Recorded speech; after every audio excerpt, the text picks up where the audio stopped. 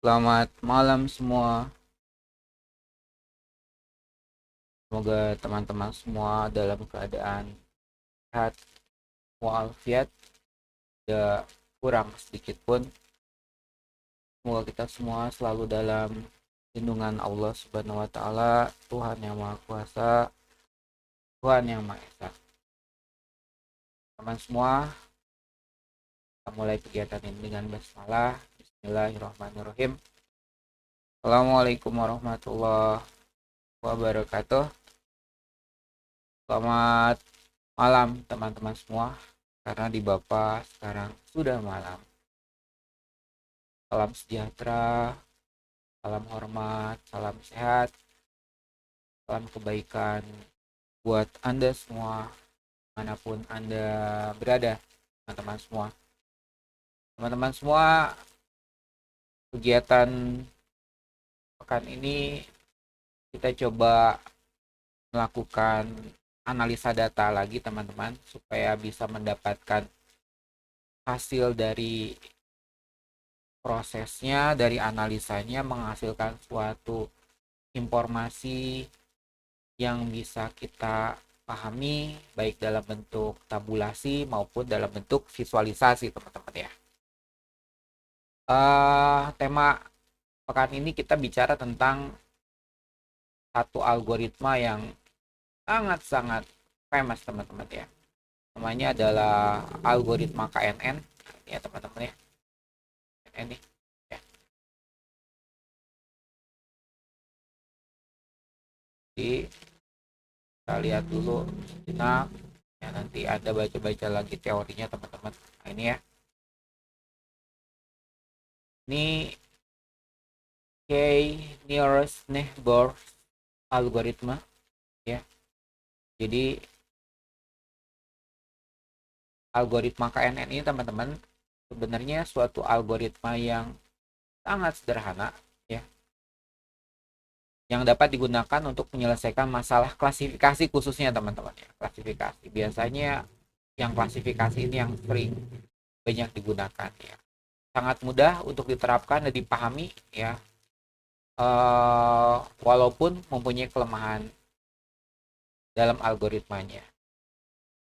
Jadi teman-teman semua, pada dasarnya algoritma si K nearest neighbor ini ya, neighbor ini tetangga, teman-teman, tetangga terdekat. Nah itu ya, tetangga terdekat ya. Jadi dia sebenarnya kalau dalam dunia statistik, yang seperti mungkin dosen statistik Anda pernah sampaikan, teman-teman semua, ada statistik parametrik dan ada statistik non parametrik ya. Nantilah kita baca-baca lagi apa perbedaannya ya. Biasa yang kayak gini mah, teman-teman ya, harus baca-baca ulang yang dulu mungkin Anda pernah pelajari dengan dosen statistik Anda ya. Nah, jadi untuk algoritma K nearest neighbor ini, teman-teman, ini terkategori sebagai algoritma statistik non parametrik ya. Jadi nanti you bisa baca-baca ya, sebenarnya maksudnya algoritma ini lebih detailnya apa ya. Jadi pada dasarnya kita ini mau melakukan klasifikasi, teman-teman ya. Nih, algoritma tetangga terdekat. Nah, kira-kira itulah salah satu terjemahannya, teman-teman ya. Nah, jadi seperti contoh ini nih yang sederhana ya. Nih, jadi titik hijau ini adalah titik awal ya, teman-teman. Ini data yang kita punya ya. Ini ya, contoh klasifikasi KNN ya. Contoh kita punya satu titik hijau nih di tengah ini, teman-teman ya. Nah, harus diklasifikasikan menjadi kotak biru dan segitiga merah. Ini kotak biru, ini kotak biru kan banyak nih. Di merah banyak nih. Nah, jadi kalau misalnya untuk lingkaran pertama, nah, misalnya untuk K sama dengan 3, nah ini nih. Nah, kalau teman-teman lihat, ini tuh yang lingkaran padat. Lingkaran garis padat. Nah, ini nih.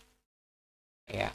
Berarti siapakah tetangga terdekat hijau ini, teman-teman ya. Jadi si lingkaran hijau ini punya tetangga terdekat siapa aja untuk K sama dengan 3 atau lingkaran garis padat. Oh, tetangganya itu berarti ada kotak biru 1, ada segitiga merah 2. Nah, itu untuk K sama dengan 3. Ya, teman-teman. Beda cerita ketika si radiusnya itu ditambah, atau dalam hal ini sih misalnya K-nya sama dengan 5, teman-teman ya. Nih, K-nya sama dengan 5 ini lingkaran garis putus-putus nih. Jadi jika contoh ini hanya contoh ya, supaya kita bisa memahami sebenarnya kalau misalnya radiusnya dinaikkan lingkarannya. Nah, ini siapa tetangga si hijau ini, si lingkaran hijau? Oh, ada 3 kotak biru dan ada 2 segitiga merah, teman-teman ya. Nah, itu kira-kira. Jadi kalau misalnya kalau lingkarannya masih kecil, siapa aja tetangga si hijau? Oh, ada biru 1, ada segitiga 2. Kalau misalnya radiusnya tambah, berarti tetangga si hijau ini ada birunya 3, ada merahnya 2. Nah, itu teman-teman semua ya. Jadi modeling ini banyak digunakan banyak hal, teman-teman ya, termasuk seperti di Google Map API untuk mencari rute terdekat. Nah, ini salah satu algoritma yang dipakai, teman-teman ya. Jadi salah satu algoritma yang dipakai seperti yang sering you pakai dalam di aplikasi Google Map ya, untuk routing misalnya ya. Kira-kira dari Widya Tama Ciputra mau ke Soreang, kira-kira rute terbaik mana? Nah, itu ya. Kadang-kadang rute terbaik bisa jadi terbaik menurut Google, bukan terbaik menurut Anda ya, teman-teman ya. Jadi banyaklah kegunaannya, teman-teman ya. Jadi salah satu kegunaan paling luar biasa adalah masalah untuk klasifikasi, teman-teman ya. Nih, klasifikasi ya. Studi kasusnya banyak ya. Nah, hari ini kita akan nyoba salah satu studi kasus yang paling banyak dibahas di dunia KNN. Ini adalah salah satu diagnosis kanker, teman-teman ya. Diagnosis kanker menggunakan algoritma KNN ya. Jadi ini berkaitan dengan kanker payudara ya, teman-teman. Salah satu yang harus menjadi kita teman-teman ibu wanita kita semua ya, ini breast cancer ya. Ini kita mau melakukan klasifikasi menggunakan si KNN ini, teman-teman ya. Nah, ini referensinya, teman-teman, nanti bisa yuk ulik ya. Bapak hanya menambahkan komentar, mengedit sama code ya. Kadang-kadang saya gabungkan dengan beberapa peneliti ya, teman-teman. Kadang-kadang peneliti ini punya gaya masing-masing, mungkin ada yang saya gabung-gabung ya. Tapi pada dasarnya algoritmanya sama semua. Jadi kalau teman-teman baca semua referensi yang ada di sini, itu rata-rata sebenarnya berujung pada algoritma yang sama sebenarnya. Nah, memang algoritma yang menemukannya itu si tadi ya, lupa namanya siapa. Oke, teman-teman, gak usah dilama-lama, kita langsung coba aja ya. Seperti biasa, kita coba pakai RStudio Cloud ya, supaya mudah bagi Anda kalau udah mulai mau profesional, teman-teman, atau Anda mau lebih fokus, silahkan Anda pakai Art Desktop. Nah, ini ya. Atau mau command line juga bisa. Silakan aja lah ya. Masing-masing punya jargon masing-masing, teman-teman ya. Oke. Oke, teman-teman semua, kita project baru, teman-teman ya. New Art Studio Project seperti biasa ya. Ini kita copy semua ya. Nah, ini select all ya. Select all ya. Ini source code-nya nanti saya share, teman-teman semua ya. Ini source code-nya nih. Ini udah banyak yang Bapak obrak-abrik ya. Source code-nya kita copy aja semua supaya Anda gampang urusannya. Oke, tunggu sebentar.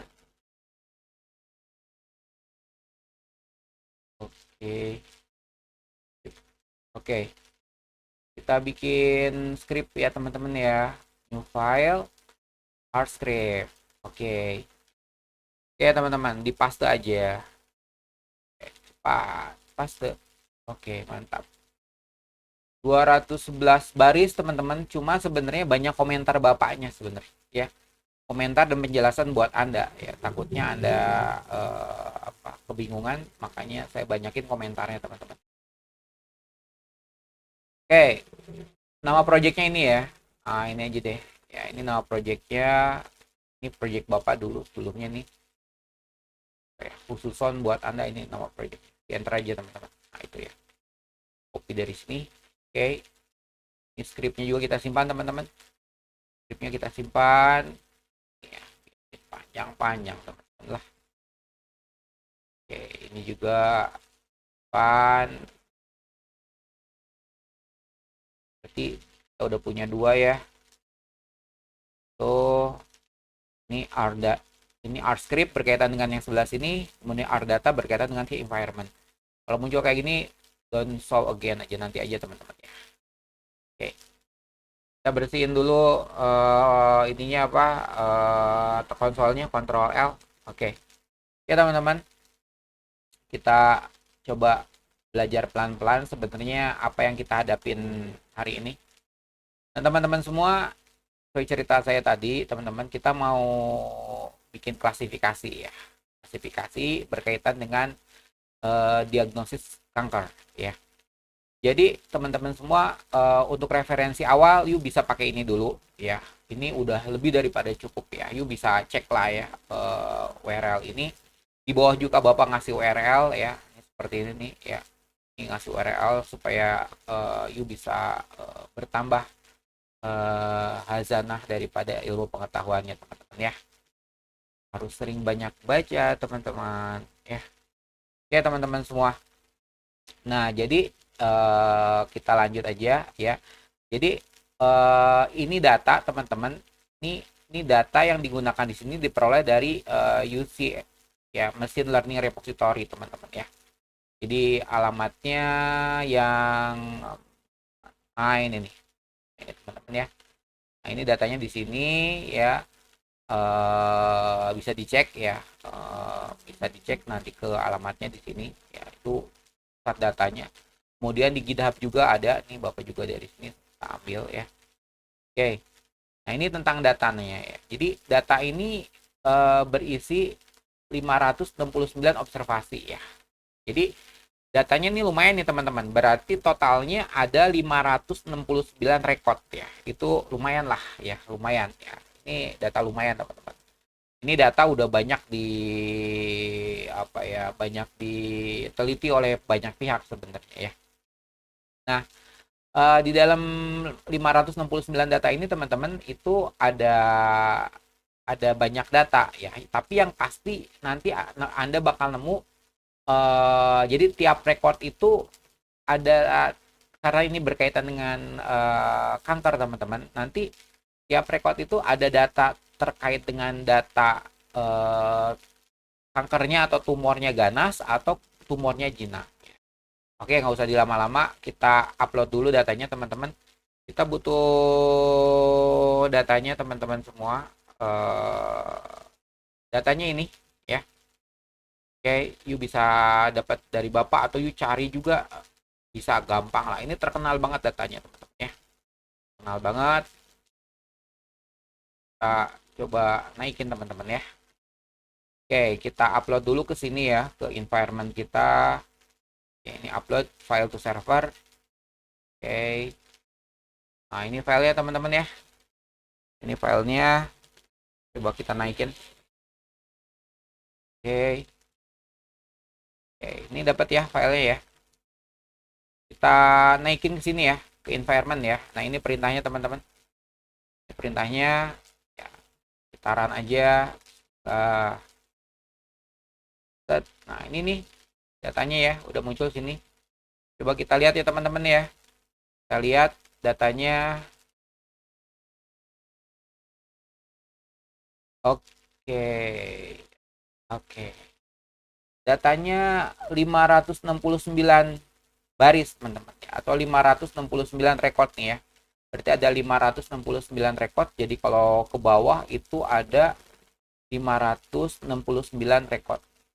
Lumayan teman-teman ya. Ini data udah penelitian tingkat tinggi. Berarti ini data teman-teman diambil dari 569 pasien kanker payudara khususnya ya, breast cancer ya gitu ya. Jadi ada 569 pasien ya. Nah, jadi tiap baris ini adalah rekam medis tiap pasien teman-teman ya. Jadi di sini nggak disebut namanya siapa ya. Yang pasti ini adalah data ya. Misalnya yang baris satu ini teman-teman ya, yang baris satu ini ya. Nah, baris satu ini teman-teman ya, ada seseorang nggak tahu namanya siapa, yang pasti dari data yang ada buat sementara diagnosisnya M ya. M ini teman-teman, nah ini yang tadi Bapak bilang malignant. Malignant ini adalah ganas ya, ganas.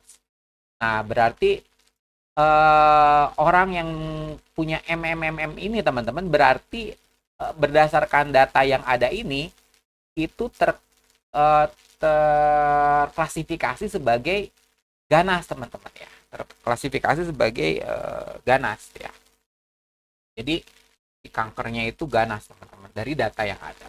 Kita nggak tahu apakah ini data benar atau enggak ya. Jadi hasil sementara bahwa dari parameter yang jumlahnya 32, nah ini kan 32 dikurangin 1, 2 berarti ada 30 ya teman-teman. Jadi ada 30 variabel, you bisa lihat radius min, vektor min. Nah, ini tuh sebenarnya datanya dari image teman-teman ya. Kalau you pernah urusan dengan MRI, CT scan atau urusan dengan apa tuh ronsen ya, ini kan biasanya seorang ahli radiologi itu sebenarnya ahli di bidang image processing teman-teman. Nah, itu dari image processingnya itu bisa didapetin beberapa parameter teman-teman. Kalau you pernah baca data-data kayak misalnya you pernah di ronsen kan itu ada datanya tuh ya. Misalnya ada pembengkakannya berapa besar, teksturnya bagaimana, radiusnya bagaimana, smoothness-nya bagaimana. Nah, ini ada ya, seabrek lah itu datanya, abrek, dan Bapak tidak akan bahas masalah datanya ya. Silakan yuk cari tahu aja lah apa sih yang namanya fractal dimension wars buruk gitu kan ya. Nah, itu teman-teman ya. Tapi yang kita tahu buat sementara ini diagnosisnya macam-macam ya. Kadang-kadang dia B nih teman-teman nih. Ya, B. Apa ini B? Ya. Berarti pasien yang diagnosisnya B ya, berarti ini kategorinya jinak teman-teman atau benign. Bacanya. Nah, itu teman-teman ya, jinak teman-teman ya. Si benign. Nah, ini si benign ini teman-teman ya. Nah, ini jinak. Nah, berarti teman-teman yang kena B ini sebenarnya dengan data yang ada terkategorikan sebagai jinak. Nah, permasalahannya teman-teman, apakah benar data ini apakah misalnya dengan data ini apakah benar ini B misalnya, apa bukan M? Nah, itu kita mau nyari tahu teman-teman. Kita mau nyari tahu ya apa dengan data yang ada apakah klasifikasinya ini benar betul atau enggak. Oke, kita lanjutin teman-teman ya. Tadi udah nyampe sini kan. Nah, ini buat lihat struktur teman-teman ya. Struktur datanya teman-teman bisa lihat ya.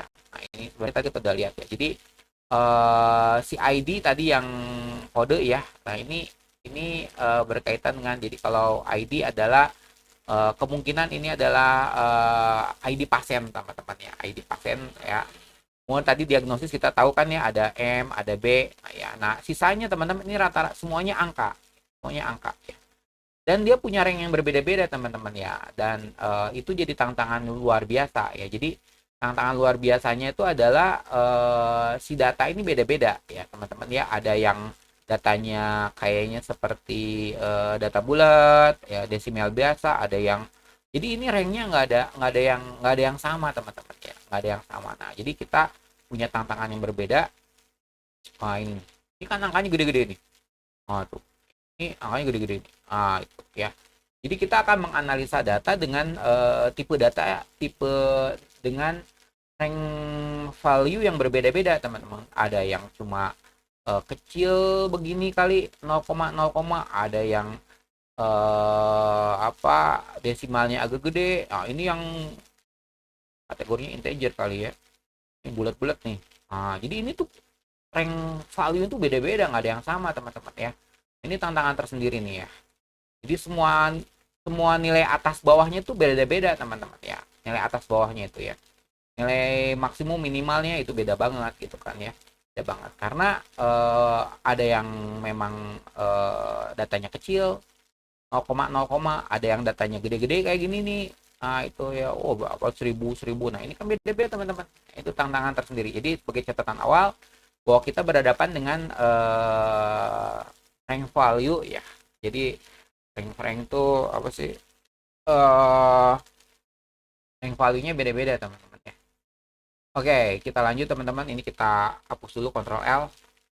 Oke, kita udah tahu struktur datanya. Sekarang kita lanjut, teman-teman semua ya. Nah, kita masuk tahap 2. Nah, ini tahap 1. Samain dah. Tahap 1. Nah, itu ya. Mana? Nah, sekarang kita masuk ke tahap 2, teman-teman. Ini tahap 2 ini adalah pra pemrosesan dan eksplorasi data, teman-teman ya. Nah, teman-teman semua, seperti teman-teman tahu bahwa data kita ini sebenarnya kita tidak akan memproses data yang ID ini nih, gitu ya. Kita nggak ada urusan sih sama si ID ini. Kita mau hapus nih. Kolom ID ini kita mau hapus, teman-teman. Gimana caranya? Kalau di art programming pulap banget ya. Cukup seperti ini perintahnya. Ya. Dia perintahnya seperti ini nih. Nah, jadi kolom 1 buang. Nah, buang itu cuma kasih minus doang begini. Angin deh. Kan ini asalnya kan ini kan. Nah, ini hanya dengan perintah sederhana ini aja kolom 1 udah kebuang, teman-teman. Lihat aja lah canggihnya. Dah. Ini teman-teman cek lagi, bener nggak itu si kolom ID hilang? Itu. Karena ID itu kolom pertama ya. Nah, gitu kan. Nah, sekarang kolom pertamanya sekarang jadi diagnosis. Ya, diagnosis. Karena kita nggak butuh si data ID tadi ya. Jadi kita hapus, teman-teman ya. Jadi nih. Nih. Kolom pertama ID merupakan kode pasien, dihapus saja. Nah, itu Bapak ya. Nah, sekarang teman-teman kita udah punya datanya seperti ini. Nah, seperti ini ya. Seperti ini datanya. Nah, sekarang kita pengen tahu, teman-teman. Sebenarnya yang terkategori M ada berapa, yang terkategori B ada berapa, ya gitu ya. Nah, tekniknya luar biasa gampang, ya. Jadi kita tahu sendiri bahwa diagnosis ini kita nggak tahu ya, diagnosis ini pokoknya diagnosis ini, teman-teman, minimal ada 2 klasifikasi, ada M dan B. M itu ganas, ya, B ini jinak, ya. Nggak ada C, ya, apalagi cuma 2 lah. Nah, sekarang kita pengen tahu ya, jadi kira-kira sebenarnya perbedaan antara keduanya ada berapa. Nah, ini di R ini sederhana banget, kita cuma hanya dengan perintah seperti ini. Nah, tadi kan datanya ini ya, teman-teman. Nah, terus pakai tanda $, terus ini adalah si nama filenya ya, nama kolomnya. Nah, dengan begini aja, teman-teman, lihat lah. Nah, jadi kita tahu sekarang ternyata di masa yang jinak, nah ini ya, di Benin ini, teman-teman, itu ada 357 rekor sebenarnya ya. Sedangkan masa yang yang ganas itu ada 200. Jadi yang pasien yang terklasifikasi katanya kankernya jinak itu ada 357 pasien ya. Sedangkan pasien yang terklasifikasi katanya ganas itu ada 212 pasien. Jadi bisa lihat berarti yang jinak sepertinya lebih banyak dari data yang ada ya. buat sementara. Oke, teman-teman semua, ini kan kodenya masih MMMB. Nah, ceritanya yang MM ini kita mau ganti nih M jadi malignant ya. M jadi malignant. Nah, ini si B jadi benign. Jadi kita mau ganti nih tulisan ini teman-teman ya. Jadi panjang ya. Kalau MM kan susah baca. Nah, ini kalau kita di R, ini perintahnya cuma gini doang nih. Nah, sederhana banget nih. Ya, you bisa lihat nih ceritanya kita mau replace tulisan B jadi benign, tulisan M jadi malignant. Ya, coba kita lihat. Nah, ya. Nah, coba kita cek lagi teman-teman. Benar nggak robah? Kita lihat. Wis, mantap ya. Sekarang yang tadinya kodenya M, nah, kan sekarang udah mulai jelas nih teman-teman ya.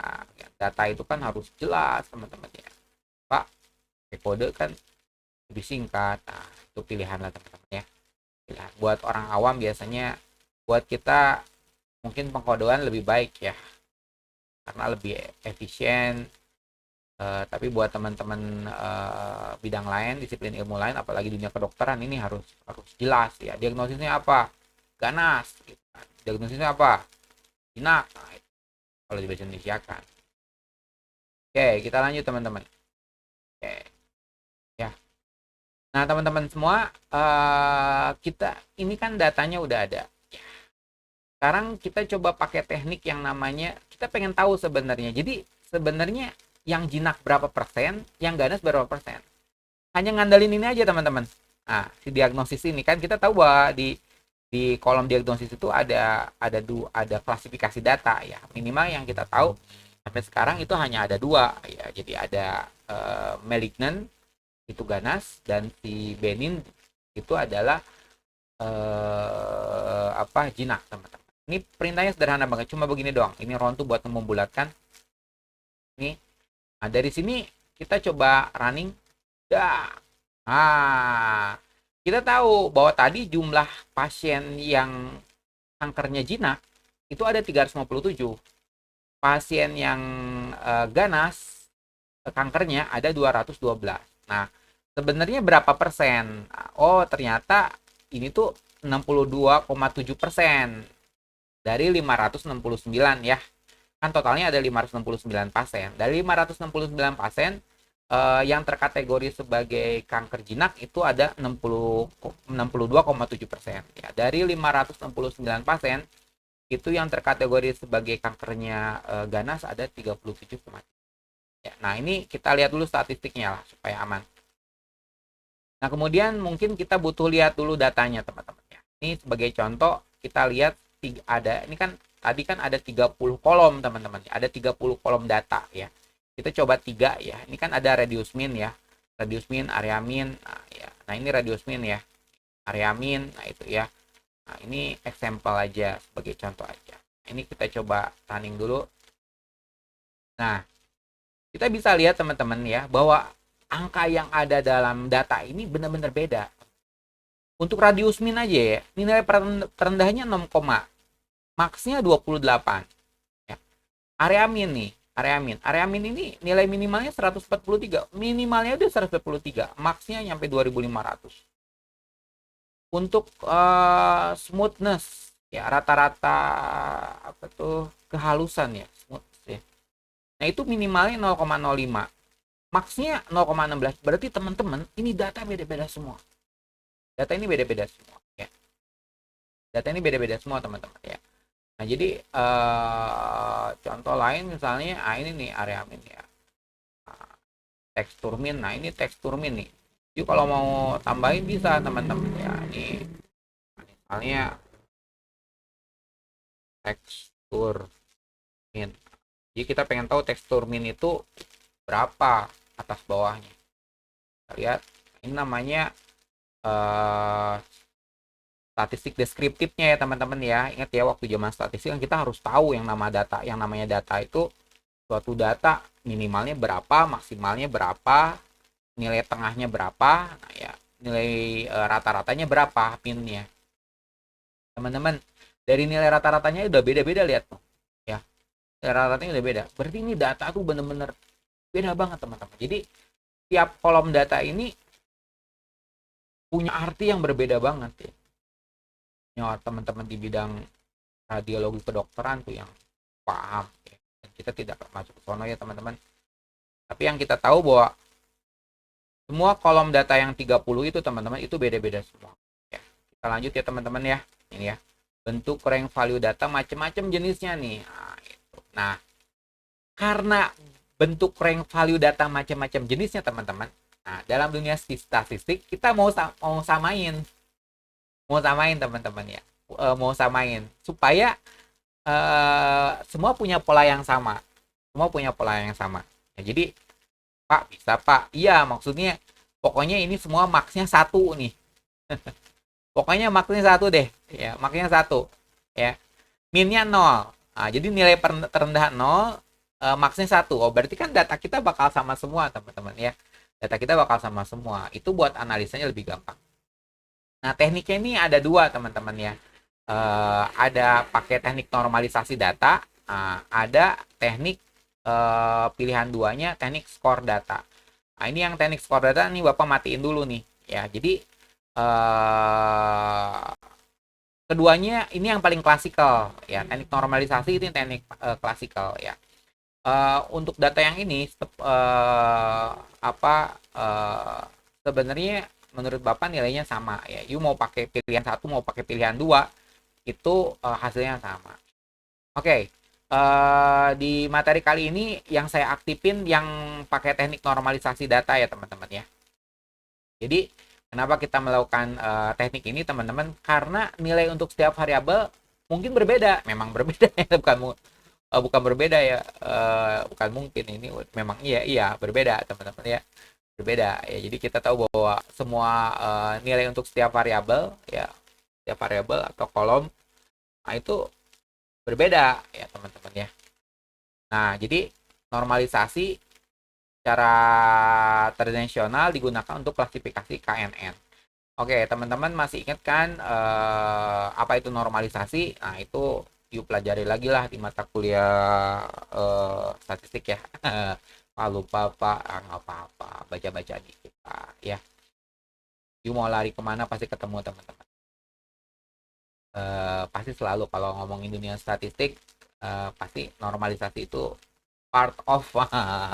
Tapi ya tidak selalu, tidak selalu ya. Apalagi kalau bicara untuk non parametrik, sebenarnya kita nggak butuh normalisasi ya, butuh sebenarnya. Di sini sebenarnya kita mau menyamakan si value data. Oke lah, jangan dilama-lama. Kita punya fungsi, teman-teman, ini fungsinya. Nah, ini fungsi nih. Ya, you bisa lihat ini fungsi ya, function ya. Nah, nanti functionnya dipakai nih. Ini. Nah, jadi function ini, teman-teman, ya dipakai untuk manggil ini. Nah, ya, ini ya. Ini fungsinya, teman-teman. Fungsi sederhananya, ya, fungsi sederhananya. Nah, oke, kita coba ya, teman-teman ya. Kita coba run. Ya. Oke, fungsinya jadi ya, teman-teman ya. Nih, fungsinya jadi. Nah, sekarang kita coba baris 72 ya. Jadi kita bakal bikin satu variabel baru, teman-teman, namanya wbcd underscore z ya. Ini baru ada wbcd, yang ini wbcd underscore z ya. Nah, ini canggihnya, teman-teman ya. Jadi kalau sebenarnya dunia bahasa pemrograman itu khususnya R ya, memang dia spesifik buat pengolahan data matematika statistik, teman-teman. Jadi asik banget deh kalau berhadapan dengan data-data. Jadi data-data yang bentuknya spreadsheet ya, yang bentuknya tabulasi, itu asik banget. Olah datanya asik banget ya. Manis deh ya. You bayangin untuk merubah data segitu banyaknya, teman-teman, hanya membutuhkan perintah sesederhana ini aja. Perintahnya tolong bikinkan tabel baru. Nah, ini perintahnya. Nah, oke. Terus dibilang ambil dari WBCD yang ini kan. Nah, ambil. Tapi kecuali kolom ini nih. Ini kan kolom 1 ya. Yang dipakai cuma kolom 2 sampai ke ujung kanan. Kolom 30 berarti ya. Nah, berarti perintahnya nih. kolom 2 sampai kolom 31. Pak, kolom satunya nggak dibawa. Kolom satu kan ini teman-teman, teksnya. Nah, gitu. Yang mau kita uruskan angka-angka ini kita mau samain semua. Nanti kita lihatlah perbedaannya ya. Oke, nggak usah dilama-lama. Kita mau bikin tabel baru yang namanya wbcd_jet. Kita jalankan. Dah, mantap ya. Nah, teman-teman semua, kalau teman-teman mau ngecek, oh ya, kita pakai teknik yang ini, tuh Pak ya. Nah, ini aja dah. Kita copy aja ke bawah. Lebih canggih ya. Ini kurang canggih. Nah,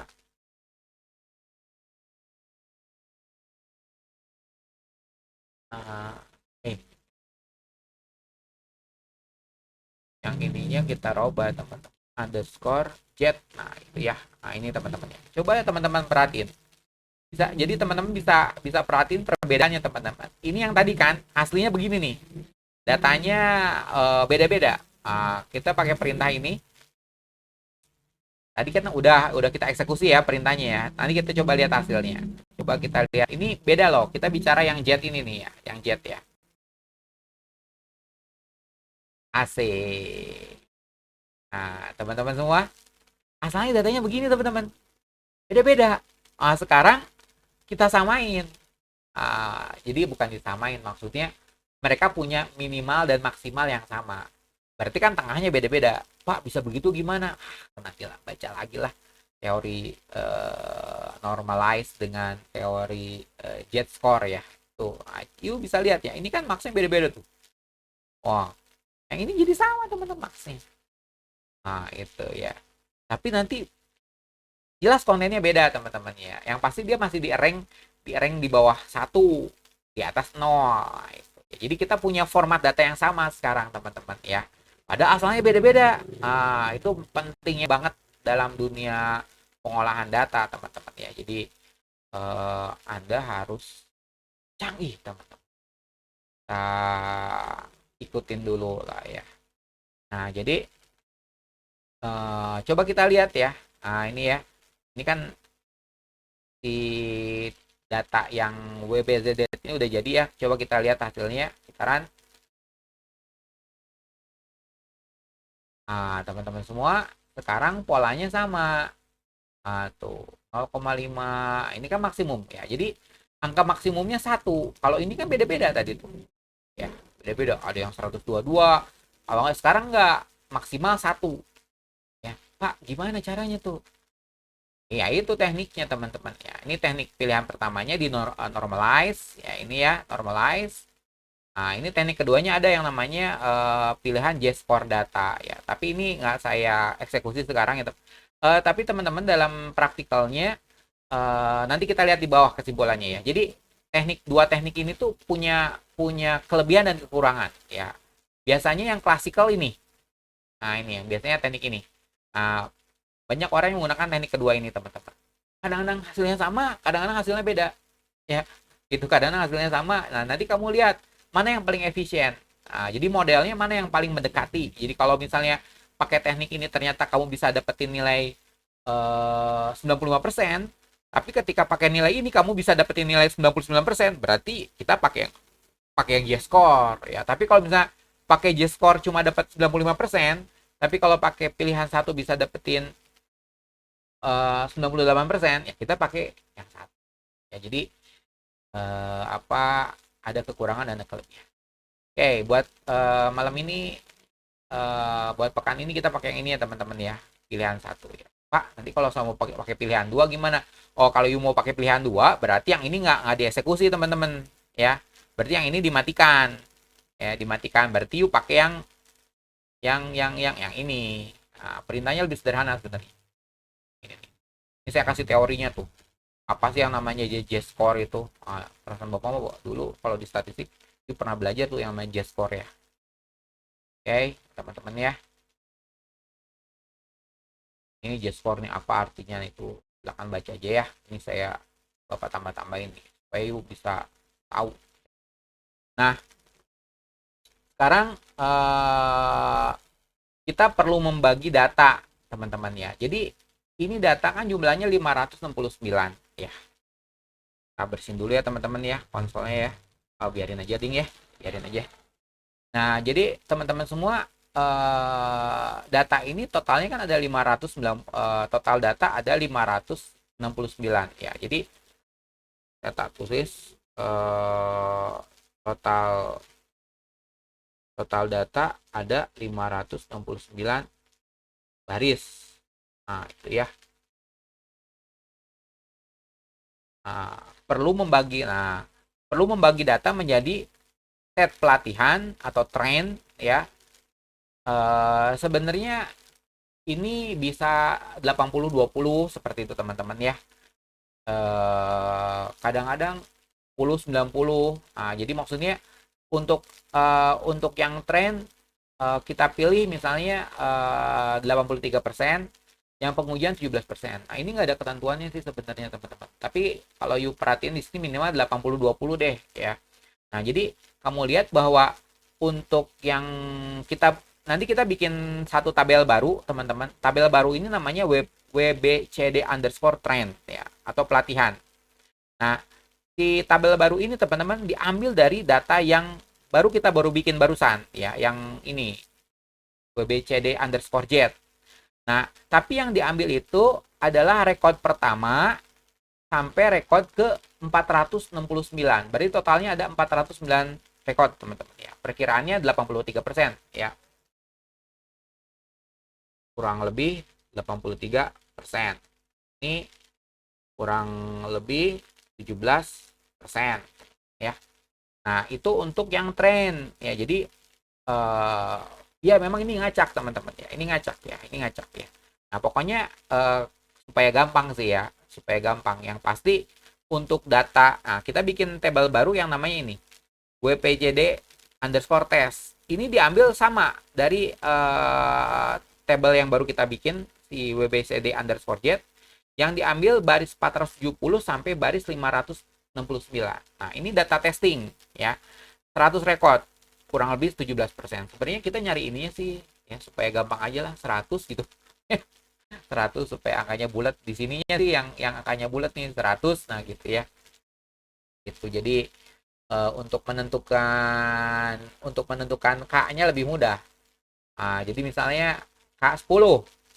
Nah, K10 kan 10 pangkat 10, 100 misalnya kan. Nah, itu teman-teman ya. Jadi berarti kita tidak akan jauh dari K10 ya. Nah, jadi ya, ini catatan dah ya. Data testing itu 100 rekod. Nah, itu ya. Contoh ambil K10. Nah, itu kan. Jadi K10 itu jadi 10 pangkat. Mana pangkat? Deh. Ini bisa ngetik 10 jari teman-teman. Tapi kalau urusan simbol suka lupa. Itu 10 kuadrat teman-teman ya. 10 kuadrat. Nah, gitu ya. Jadi 10 kuadrat nah, 10 nah, itu sama dengan 100 ya. 100 rekod adalah data tes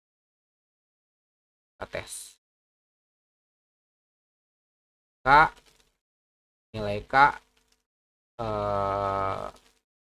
bisa lebih dari 10 atau kurang dari 10. Nah, itu teman-teman ya. Jadi nanti nilai K-nya bisa lebih dari 10 atau kurang dari 10 ya. Ya. 10 ya. Jadi kan kita bicara si K-nya teman-teman. Ingat K? K itu ingat tadi kan K itu lingkarannya teman-teman ya. Jadi kan ingat waktu kita lihat contoh tuh K3. Nah, itu ya. Jadi K10. Sebenarnya ini diambil dari patokannya adalah patokan ini. Patokan. Nah, maka K. Nah, itu ya. Paham ya? Jadi, jika ini bisa lebih dari 10 atau kurang dari 10. Jadi, nanti kita testing-testing, teman-teman. Kalau K10 bagaimana? K5 bagaimana? Ya, K21 bagaimana? Nah, itu kita testing-testing ya, sebenarnya ya. Supaya dapetin model terbaik. Kita ikut aja dulu ya, teman-teman ya. Belum pusing. Nah, oke ya, teman-teman. Ini kita eksekusi ya, bareng-bareng ya. Lah. Oke. Sip. Ini ya. Ini ada 100 yang testingnya, ada 100 baris ya, atau 100 observation. Yang trennya ada 469 observation. Jadi angka 100 ini supaya gampang aja teman-teman ininya Pak, nyari kuadratnya. Ya 10 kuadrat 100, oh berarti K-nya 10, tengahnya. Nah, gitu kan ya. Nanti K-nya bisa lebih dari 10, kurang dari 10. Nah, itu ilmu dasarnya teman-teman ya. Nah, terus teman-teman semua, kita mau buat label ya. Nah, ini buat label untuk data pelatihan dan pengujian ya. Nah, ini teman-teman kalau mau lihat ya, kita lihat dulu nih data ini nih. Oh, ini mah ada potongan sebenarnya. Ini kan potongan ya, ini mah gampang ya. Gampang ya. Nah, teman-teman semua, kita mau bikin tabel baru namanya WBCD Train Labels. Isinya sebenarnya label, teman-teman. You kan tahu ini diambilnya dari data yang ini ya, yang WBCD nih, yang ini nih ya. Nah, you kan tahu di WPJD ini masih ada yang namanya kolom diagnosis yang isinya sebenarnya teks ya. Nah, ini canggihnya teman-teman. Tolong bikinkan tabel baru, ini namanya diambil dari tabel WPCD ya. Baris 1 sampai baris 1 sampai baris 469 ya, sama dengan yang ini ya. Tapi hanya kolom 1 aja. Ya, hanya kolom 1 aja ya. Ya kolom 1 tuh ya itu sih diagnosis sebenarnya ya. Nah, gitu. Pak, nanti hasilnya apa ya? Isinya ya itu sebenarnya cuma label doang. Nah, kita coba aja dulu yang ini ya. Atau dua-duanya langsung ya.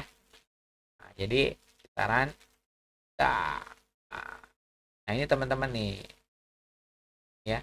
Jadi ini isinya cuma cuma apa tuh? Ya, ini kalau misalnya ini dieksekusi ya isinya kolom ini sih. Ini aja nih isinya. Nah, isinya nih sampai 469 untuk yang ini yang train, yang tesnya nanti 470 sampai 569. Kan beda-beda ya teman-teman ya. Jadi gini lah sederhananya. Kalau bicara kolom diagnosis ini baris 1 sampai baris 12 ini malignan semua kan teman-teman. Malignan atau sampai coba ambil data dari kolom diagnosis untuk baris 1 sampai baris 20. Nah, itu baris 20 udah ketahuan tuh pasti si labelnya namanya Benny. Nah, gitu teman-teman ya. Sebenarnya ini bisa kamu coba teman-teman. Misalnya yang ini aja lah ya. Yang sedikit lah datanya. Ini kan cuma 100 kan. Ini kalau itu ya. Kan Bapak di perintah ini ya. WBCD test label. Nah, itu kan.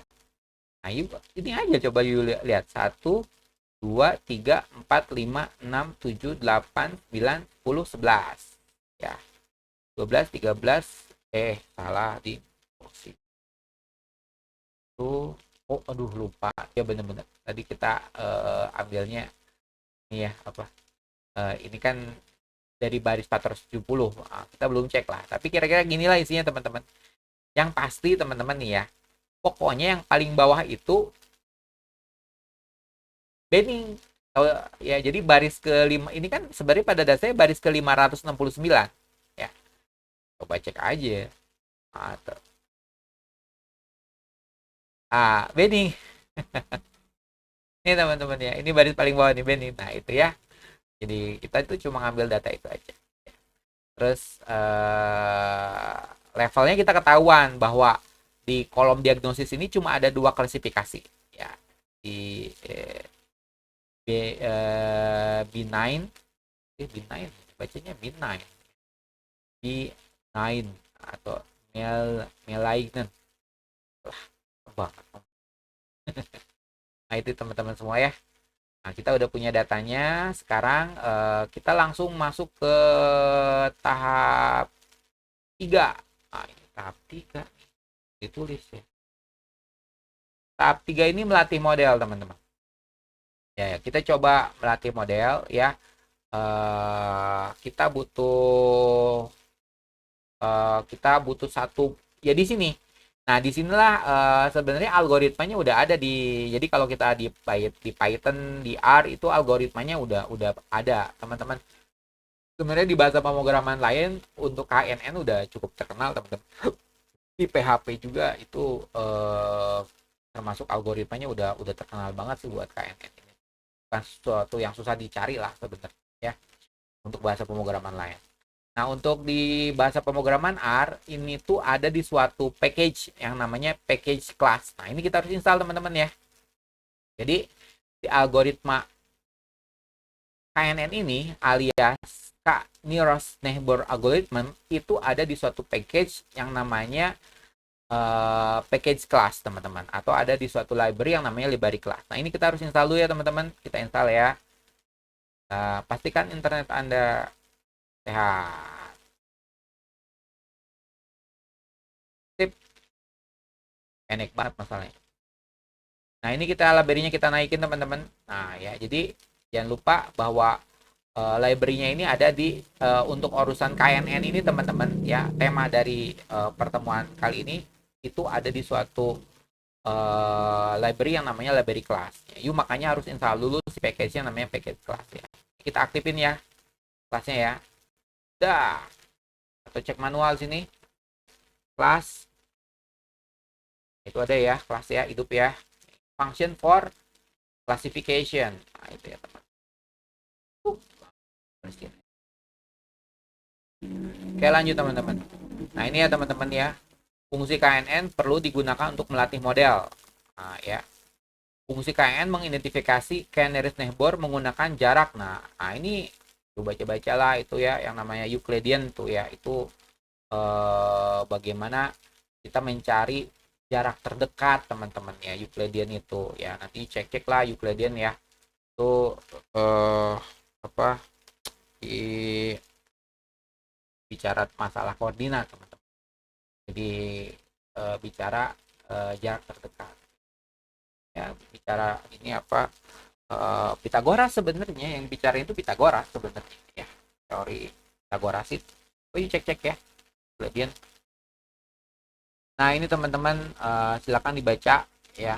Nah, ini ya kalau you baca lagi nih ya. Bapak jelasin di sini. Ini kita lewat.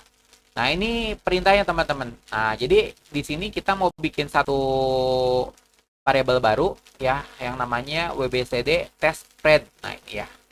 Ini belum ada ya di sini nanti. Nah, apa yang diisi? Nah, dipanggillah si algoritma si fungsi dari KNN ya. Nah, nanti kita masukin apa? Untuk trend kita masukin WPZD trend. Tadi yang udah kita bikin ya. WPZD trend ya teman-teman ya, itu jumlahnya ada berapa tadi? Jumlahnya ada 409 record ya. Nah, itu. Jadi WPZD trend ini jumlahnya ada 409 record. Sedangkan untuk yang tes kita pakai WPZD test ini tadi 100 record ya teman-teman ya, sisanya ya, sisanya. Jadi ini ada 409 record sebagai trend, sebagai tes dia ada 100 record.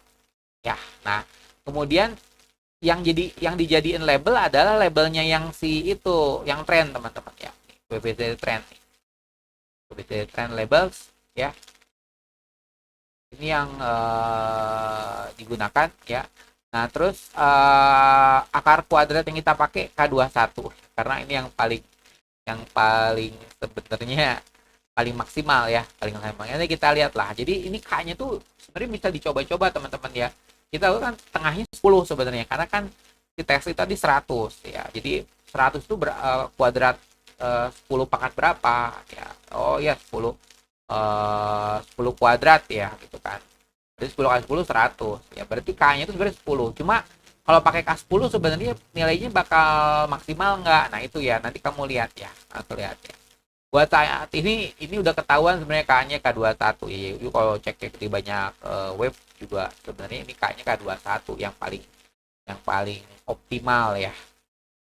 Maka 2 kalau nggak salah ya, K92 dan K91. Dan ya, K adalah akar kuadrat dari pengamatan dan dalam kasus yang diambil adalah K21 ya. Misal K10 merupakan akar kuadrat kurang dari 100. Sebenarnya kita kan 100 tadi ya data awalnya ya, sebenarnya 100 100 data testing. Nah, itu ya. Ya. Nilai K dapat berfluktuasi di dalam dan sekitar nilai 21 ya untuk memeriksa tingkat akurasi model. Jadi ya sebenarnya asalnya K10 teman-teman ya. K10 ya berarti bisa K5, K2, K21. Nah, itu kita harus lihat. Yang ini kan sebenarnya iterasi teman-teman supaya dapetin nilai terbaik. Oke lah teman-teman, ini kan udah jadi nih ya. Sebenarnya ini udah beres teman-teman ya. Bisa bisa dicek di sini sebenarnya nih. Nah, ini kalau kita copy ya. Nah, ini kalau kita coba sini ya. Nah, ini datanya udah jadi sebenarnya. Yes. Tadi belum dites ya, teman. Dan ini belum kita jalanin ya. Masya Allah. Ini kita coba jalanin, teman. Dah. Nah,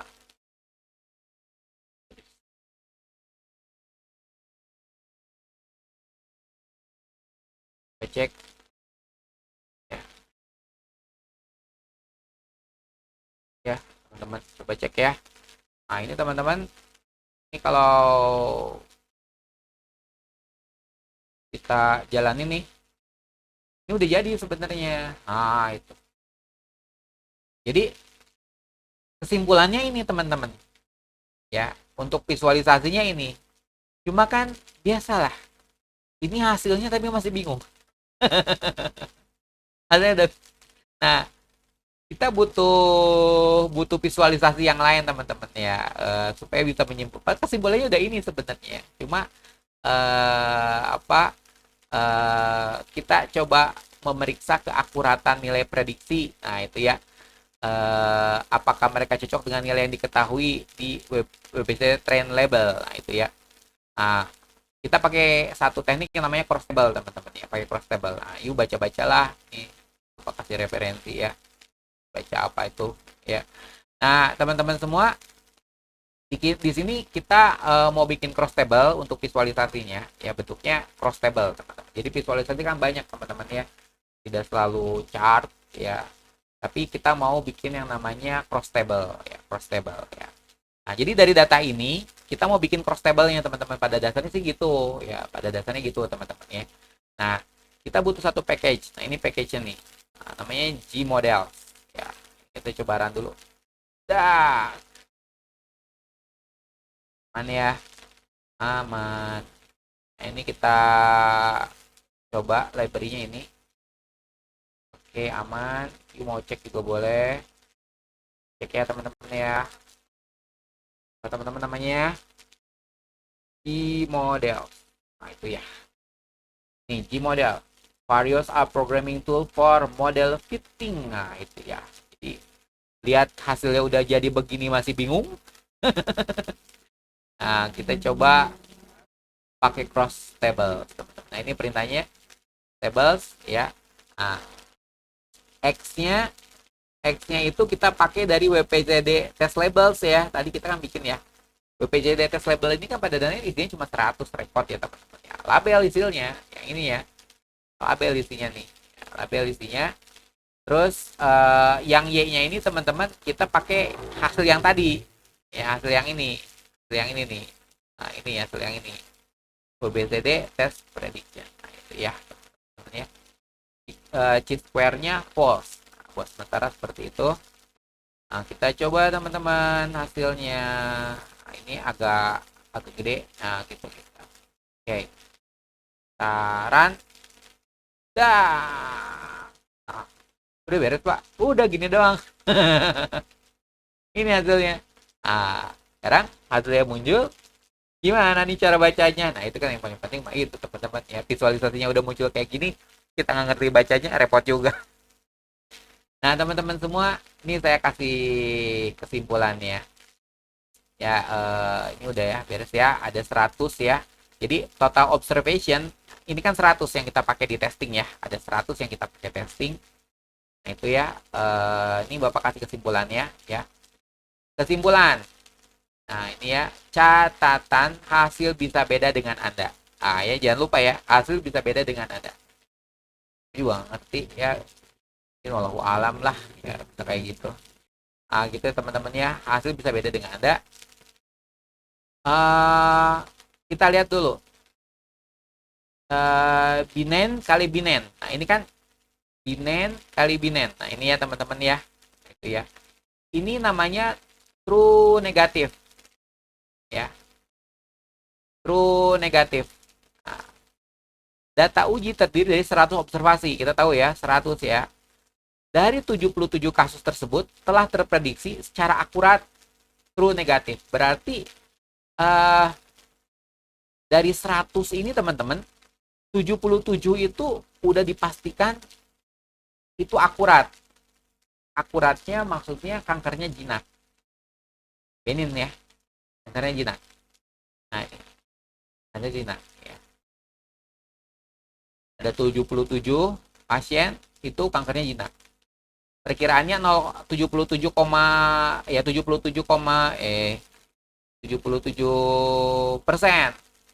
apa ini ada itu ya, berarti 77% teman-teman nih. Oke, ini namanya true negatif, jadi akurat. Ini akurat, pasti 77 orang itu jinak ya. Jadi total 77 dari 100 prediksi, di mana 10 true negatif ya. Ya. Jadi diprediksi secara akurat ya. Dia memang kankernya jinak. Kankernya jinak. Kankernya jinak ya. Ini. Nah, itu ya. Nah, sekarang teman-teman, sekarang yang malignant yang kurang.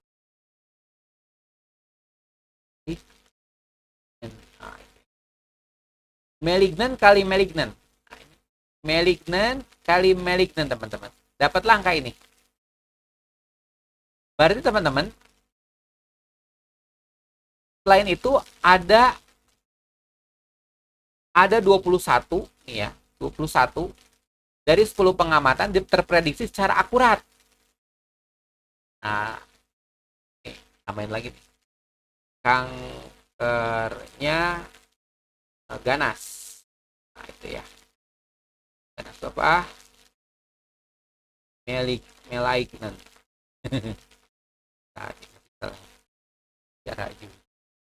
Nah, ini teman-teman ya. Ini ada 21 nih. Ada 21 pasien yang terprediksi memang kankernya ganas dia. Dan dia itu hanya 21%.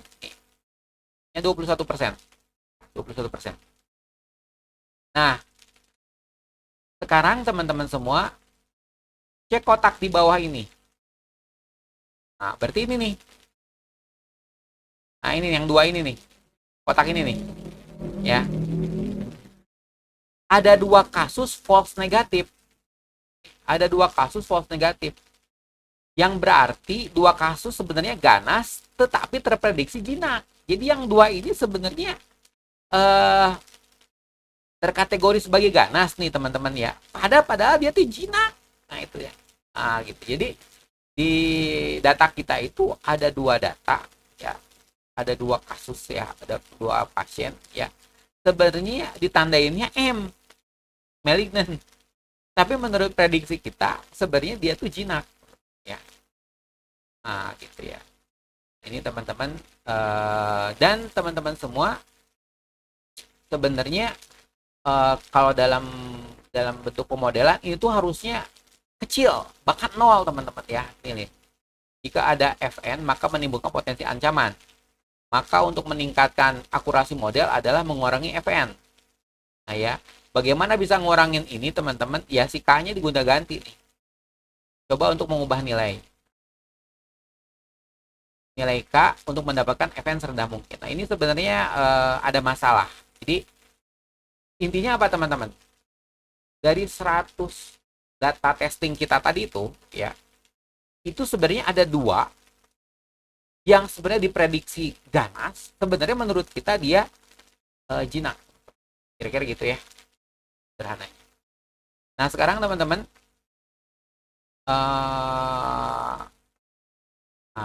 teman-teman, semua cek kotak di atas malignant kali malignant. Nah, berarti ini malignant, ini malignant. Nah, ini kotaknya ini kan 0. Nah, ini bagus. Ya.